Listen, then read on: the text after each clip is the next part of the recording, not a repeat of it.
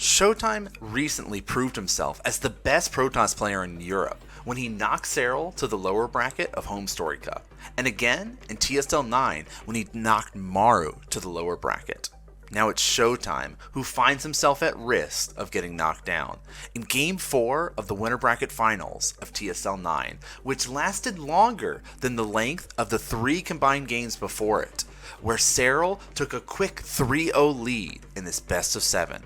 But Showtime wasn't going down without a fight. Comeback after comeback led to a 42-minute long game, with Serral barely winning with just 48 supply left. But how? Let's break it down.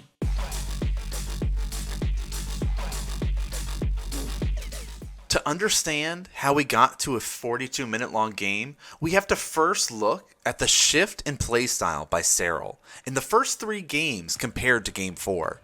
The biggest shift from the previous games was Serral's decision making to go for aggression. Instead of focusing on an overwhelming swarm on the ground with Lings, Banelings, and Hydras, Serral chooses to take to the air. 8 minutes into Game 4 and 26 probes are killed off in an attack, but Showtime holds his ground as an immovable object. With some well-placed Sonic Storm, he's able to push Serral back. Showtime knows that he has to continue to play defensive to rebuild his economy, because he knows there will be likely an attack from Serral soon. Showtime doesn't have long to prepare, because within a minute, Serral's follow-up attack is at Showtime's natural. This is the first true test of Showtime's multitasking skills. As mutas fly into the natural to distract the main army, 40 Lings drop into the pocket expansion, and Showtime's well-placed Archons allow him to hold with minimum losses in a situation that would have broken lesser Protoss players. Serral, of course, is already prepping his transition behind this attack to Hive. 12 minutes, 30 seconds into game, and Showtime is in full-on shark mode, posturing around, moving across the map, taking out creep, but as he moves into the 4th base, the Broodlords are revealed. And now is that pivotal decision-making time for Showtime. How many Broodlords does he have? What kind of backup does he have to support those? Can Showtime move in and get some damage done? Or does he have to retreat and transition into a more heavier Sky Toss transition? Showtime opts for the pressure play, and he starts utilizing and trading his Gateway army into sniping 2 of Serral's bases. Serral, feeling the pressure, begins to connect the dots in his tech and opens himself up to pure flexibility by adding a Lurker Den and Infestors. The hit-and-run style of having 2 smaller armies to keep harassing Serral was something that the first 3 games were missing.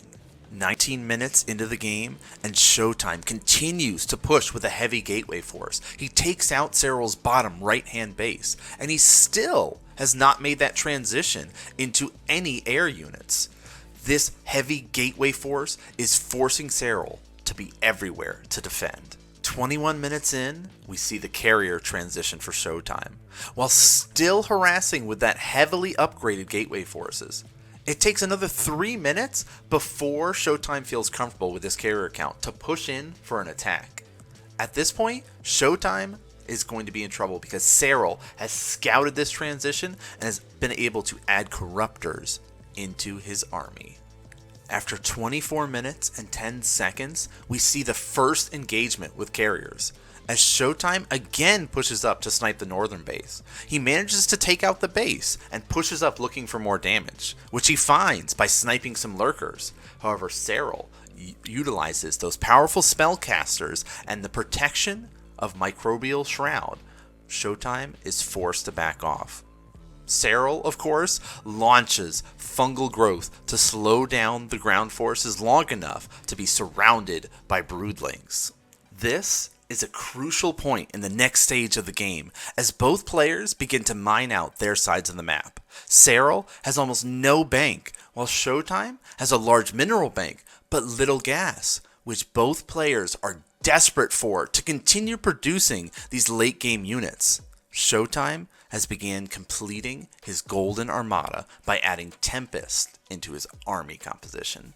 27 minutes in, and Serral has positioned himself to continually deny Showtime from reclaiming the gold expansion in the south. Spore crawlers, corruptors, broodlords, queens, and infestors are positioned to pounce the moment that Showtime overextends.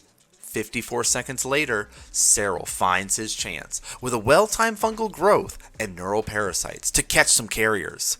Serral sadly loses a large portion of his infestor army and is forced to rely heavily on his queens for protection. For the first time, Serral's supply has plummeted to 139 compared to Showtime's 185. Running out of units and running out of resources, how does Serral come back from this position? The answer is related to how he spends what little resources that he has left. By prioritizing Vipers, Lings, and Lurkers, he invests in both defense and speed.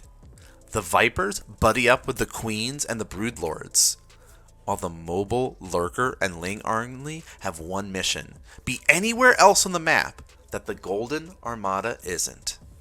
30 minutes, 42 seconds in, and Showtime begins to create a forward position in the middle of the map with shield batteries. This is dangerous because it leaves his gold base vulnerable to that mobile ground force that Serral was forced into making. The ground force pounces on that gold base the moment that Serral scouts this forward position, which forces Showtime to go down to defend or risk losing that gold base and that precious Vespian gas. As soon as the Air Forces shows up, Serral jumps up on the high ground at the north, taking out that forward position of Showtime. This bouncing maneuver is so important because it allows Serral to snipe the High Templar of Showtime. Nearing the end of the 34-minute mark, Showtime has had enough of this pressure from Serral, and he moves in to try to end the game. But Serral shows the power of his spellcasters. Again, Microbial Shroud is going to be protecting the Queens, and Queens are able to pull double duty as dealing damage and healing.